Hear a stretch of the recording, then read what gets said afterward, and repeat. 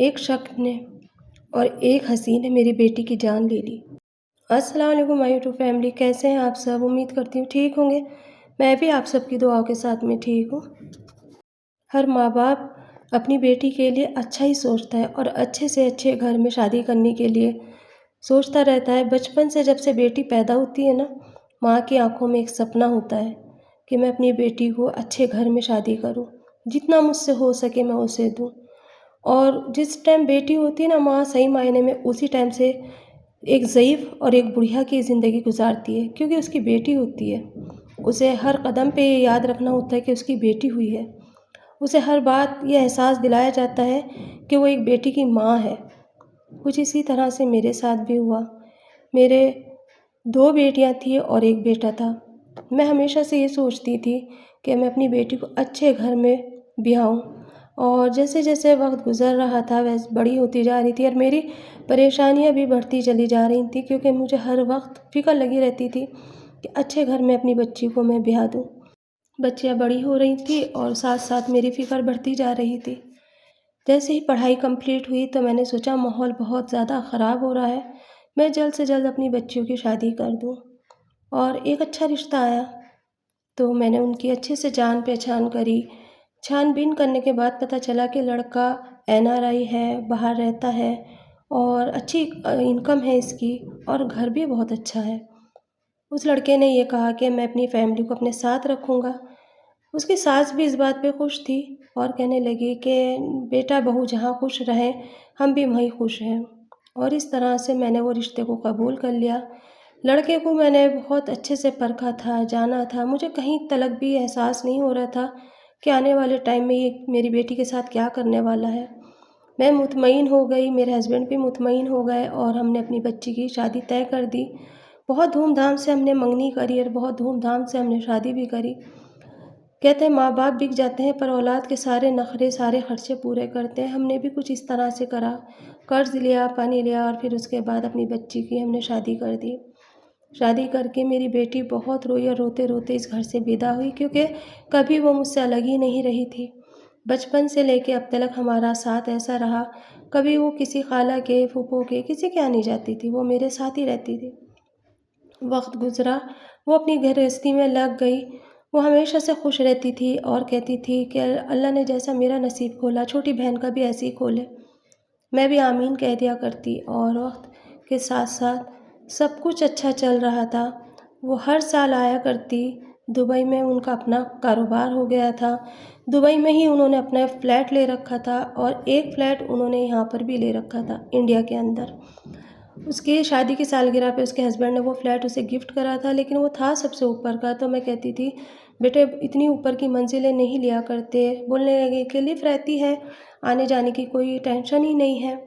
मुझे नहीं पता था कि ज़िंदगी आगे किस मोड़ पे उसे ले जाएगी। देखते ही देखते मैं नानी भी बन गई और एक नवासी आई हमारे यहाँ, हमारी ज़िंदगी में। उस टाइम पे उसने मेरे दामाद ने मेरी बेटी को 2 महीने के लिए मेरे यहाँ पे छोड़ दिया और कहा कि आप इनका ख़्याल रखना, ताकि ये थोड़ी बड़ी हो जाएगी तो फिर मैं ले जाऊँगा। मैंने कहा कि नहीं, ऐसी कोई बात नहीं है, और 2 महीने को कहा था, 6 महीने तक मैंने अपने पास रखा। बच्ची फ़रबे हो गई, क्योंकि छोटे से जब बच्चा होता है ना तो माँ को कुछ पता नहीं होता, कैसे पालना, कैसे क्या करना है। बीमारियाँ भी लगी रहती हैं, छोटे से बच्चों को बहुत जल्द लग जाती हैं, तो इसलिए उसने यहाँ पर छोड़ दिया था। मैं भी खुश थी, हमें भी एक खिलौना मिल गया था। पास में ही थोड़ी ही दूर पे दादी का भी घर था, कभी वो वहाँ चले जाते, कभी यहाँ, क्योंकि दादी उसकी बीमार रहती थी इसलिए वो वहाँ नहीं रखते थे और मेरे पास छोड़ दिया करते थे। बस ऐसे ही वक़्त गुज़रा। फिर एक दिन जब मेरी बेटी बाहर गई दुबई, तो उसने मुझे वहाँ से फ़ोन करके कहा कि मम्मी, मुझे है ना पता नहीं क्यों यहाँ घुटन सी महसूस होती है। पहले-पहले शादी के जो पहले दिन थे वो तो सही से गुज़र गए थे, लेकिन अब पता नहीं क्यों ऐसा लगता है जैसे एक अजीब-सी घुटन है अंदर। मैंने उसको समझाया कि बेटा ऐसा होता है शादी के बाद, और फिर बच्चा है छोटा-सा, नया माहौल है, बहुत दिनों तक तुम यहाँ रही हो ना तो इसलिए ऐसा हो रहा होगा। फिर उसको डॉक्टर को दिखाया गया, तो डॉक्टर ने कहा कि अकेलेपन की वजह से ये डिप्रेशन में जा रही है, तो इसको थोड़ा सबसे हँसी मज़ाक करा करो, बात करा करो। इस तरह से डॉक्टर ने बताया। इस बीच में वो 2 बार मेरे पास आई और आके रह के गई।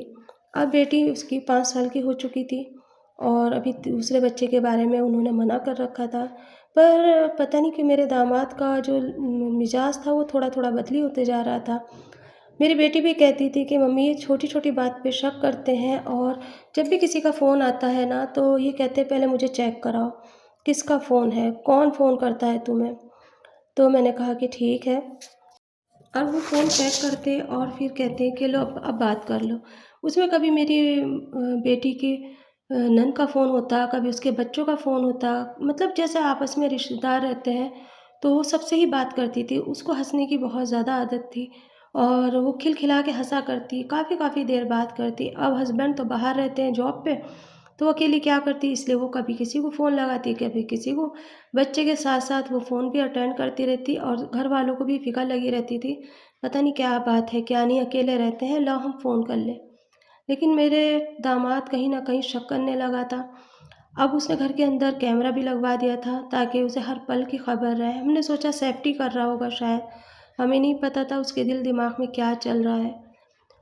जब देखो वो शिकायत के फ़ोन करता और कहता कि आपकी बेटी हर वक़्त फ़ोन में लगी रहती है, किससे बात करती है? मैंने उसे बताया कि देखो उसे डॉक्टर ने बताया अगर वो बातचीत करती रहेगी तो ठीक है क्योंकि परदेश में हो तुम लोग, हम ज़बान कोई नहीं है वहाँ पर इसीलिए वो सबसे बात करती रहती है और तुम ऐसे फ़िक्र मत करो। खैर वक़्त गुज़रता रहा और फिर मैंने अपनी बेटी से कहा कि 1 साल हो गया है तुम आ जाओ यहाँ पर। मेरी बेटी हर साल आया करती थी, इस बार दामाद जी बहुत खुशी के साथ लेकर आए। लेकिन जब मेरी बेटी ने आके घर में मुझे सारी बात बताई तो मुझे बहुत फ़िक्र हुई। कहने लगी मम्मी रात में बार-बार उठ के मेरा फ़ोन चेक करते हैं और अगर मैं किसी से बात करती हूँ, तो भी वो फ़ोन पे लगे रहते हैं और अपने फ़ोन को मेरे फ़ोन से कनेक्ट करके रखते हैं। सीसी कैमरा लगा हुआ है, रात को आके चेक करते हैं। मुझे किसी चीज़ की कमी नहीं है, बस कमी है तो प्यार की और वो शक जो उनके दिल के अंदर बैठ गया है, किस लिए है मुझे नहीं पता। मैं सबसे बात करती हूँ और वो मुझे मना करते हैं। खैर एक बार मेरे हस्बैंड से मैंने बात करी और उन्होंने कहा कि मैं बात करूँगा। कोई नहीं मेरी बेटी मेरे घर रह के अपने घर चली गई और जो इंडिया में उसका घर था वो वहाँ रह रही थी। तो मेरे दामाद तो बाहर चले गए थे। उन्होंने कहा कि तुम एक काम करो मम्मी जी उसके पास चली जाओ और मैं अपने हस्बैंड के साथ अपनी बेटी के घर चली गई, वहाँ रुकी। तो मैंने उससे कहा कि ऐसा है, कितने दिन हो गए मुझे यहाँ रहते हुए, मैं इन्हें सबको साथ लेके अपने घर जा रही हूँ। तो कहने लगा ठीक है। जब मेरी बेटी नीचे उतर रही थी जभी मेरे दामाद का फ़ोन आया और उन्होंने कहा कि तुम है ना बैंक चली जाओ और वहाँ है ना मैंने तुम्हें पैसे भेजे हैं, पहले पैसे निकालो, बच्ची का साथ है, पैसों की ज़रूरत लगेगी। मेरी बेटी ने हमें रिक्शे के अंदर बिठाया और कहा आप लोग घर जाओ मैं भी आ रही हूँ, मैं बैंक से पैसे लेकर आती हूँ। बस मेरी बेटी वहाँ चली गई और मैं घर चली गई। मेरे हस्बैंड, मेरी नाती, हम सब तीनों घर चले गए। घर जाने के बाद में जब मेरी बेटी 2 घंटे तक भी नहीं आई तो मुझे फ़िक्र हुई। मैंने सोचा बैंक में शायद भीड़ होगी बहुत, तो मैंने फ़ोन करा तो उसने फ़ोन नहीं उठाया।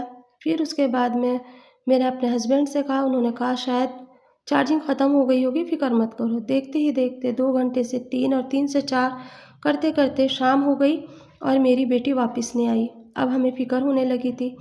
हमने जाके अपने दामाद को फ़ोन करा, उन्होंने कहा कि बैंक जाके देखो शायद बैंक में हो। बैंक तो 5 बजे बंद हो जाता है, अब तो 7 बज रहे थे। हम बैंक में गए, वहाँ जाके हमने खैर खबर निकाली, पता चला वो तो इस तरफ आई नहीं है और ना ही आज उसने एंट्री करी और ना ही कोई चीज़ हुई है। ये अगले दिन की बात है जब तक के 24 घंटे गुज़र चुके थे मेरी बेटी को हमसे जुदा हुए हुए, क्योंकि रात में तो बैंक में से हमें कोई भी वो नहीं मिल सकती थी ना। फिर हमने बहुत छानबीन करी, पुलिस में जाके हमने कंप्लेन करी, लेकिन उसी बीच में मुझे ध्यान आया, हो सकता है क्या पता अपने घर चली गई हो। मैं अपने हस्बैंड को और पुलिस को लेके घर पे गई। वहाँ जाके देखा तो दरवाज़ा हल्का-सा भिड़ा हुआ था, जबकि हम तो लॉक लगा के आए थे। वहीं पे मुझे घबराहट हो गई, मैंने उसके हस्बैंड को फ़ोन करा कि तुम्हारा घर खुला पड़ा है और सामान इधर-उधर पड़ा है। बस अंदर जाके जब हमने देखा, पूरा सामान चारों तरफ बिखरा हुआ था और 2 कप के मग रखे हुए थे और मेरी बेटी का गला घोंट के किसी ने मार दिया था, उसे बेडरूम में डाल दिया था। आधी नीचे पड़ी थी और आधी बेड के ऊपर पड़ी थी। बहुत बेरहमी से उसका गला घोंटा गया था। ये देख के मेरी चीखें निकल गई, मेरे हस्बैंड भी रोने लगे और हमने फ़ौरन पुलिस से कहा कि ये देखो किसने क्या करा हमारी बच्ची के साथ। ना तो इसके गले पे गहने थे, ना उसके कान में थे, कान में इतनी बुरी तरीके से उसके कान के खींचे गए कि उसका कान कट चुका था और खून जम चुका था। पुलिस ने पोस्टमार्टम करने के लिए भेज दिया और मेरा दामाद भी जब तक आ गया, आके रोने-धोने लगा, लेकिन पुलिस को पूरा शक था कि हो ना हो हस्बैंड वाइफ में ही कोई बात हुई है। क्योंकि उससे पहले मैंने पुलिस को सब बता दिया था कि ये मेरा दामाद मेरी बेटी पे शक करता था और मुझे शक है कि इसने ही उसको कुछ करा था। जब ज़्यादा पुलिस ने सख्ती करी तो फिर उसने कबूला अपना जुर्म। उसका जुर्म सुन के रोंगटे काँप गए कि ऐसे भी कोई कर सकता है। जब पुलिस ने उसे सख्ती करी और मारा तो जब उसने बताया कि मेरी बीवी पे मुझे शक था, मुझे लगता था कि मेरी बीवी किसी के साथ अफ़ेयर करती है और इसीलिए वो हँस-हँस के बातें करती है। बोलने लगा कि रात को भी वो फ़ोन करती थी। जब उसकी पूरी फ़ोन की डेटा चेक करा तो पता चला कि वो अपनी नंद से बातें करा करती थी और उसकी नंद ने भी ये कहा कि भाभी तो मुझसे बातें करती थी और हँस-हँस के हम बातें करते थे। और एक उसकी फ्रेंड थी, वो उससे भी बात करती थी। लिहाज़ा वो सबसे ही बात करती थी, लेकिन उसको हँसने की आदत थी। उसके हस्बैंड ने कहा मुझे इसकी हँसी अंदर ही अंदर खाया करती थी। वो हँस-हँस के पता नहीं किस-किस मर्द से बात करती थी। और जब उसको ये पता चला कि वो किसी मर्द से नहीं औरतों से बात करती थी तो उस पछताने लगा। उसके पछताने से क्या होता है, 5 साल की बच्ची अनाथ कर दी उसने। मेरी बेटी मुझसे छीन ली, मैं तो उसे ज़िंदगी भर कभी माफ़ नहीं करूँगी। क्या हँसना जुर्म है? क्या हँस के इंसान किसी से बात नहीं कर सकता? इतनी बेरहमी से मारा गया उसको कि वो आह भी नहीं भर सकी। ज़िंदगी निभाने का जिसने साथ का वादा किया था, आज उसी ने जान ले ली। सिर्फ़ और सिर्फ़ एक हँसी की खातिर मेरी बेटी इस दुनिया से अलविदा कह गई।